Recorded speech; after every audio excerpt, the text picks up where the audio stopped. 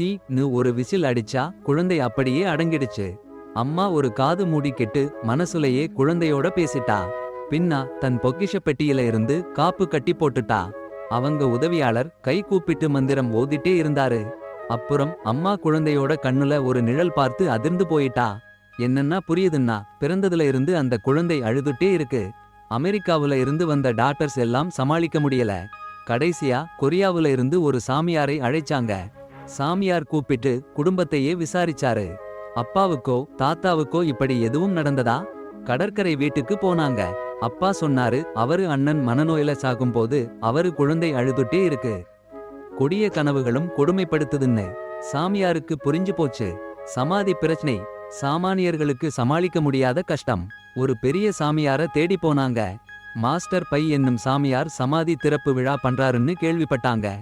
அவர் மண்ணை ருசி பார்த்து சமாதி திறக்க சரியா இருக்கான்னு சொன்னாரு. உதவியாளர்கிட்ட தோண்ட சொன்னாரு. சமாதி பக்கத்துல உறவினர்கள் நின்னு பார்த்துட்டு இருந்தாங்க. நேரா பார்க்க கூடாதுன்னு எச்சரிச்சாரு உதவியாளர். சமாதி திறந்த உடனே உதவியாளர் கண்ணுல போராட்டம். பண ஆசை.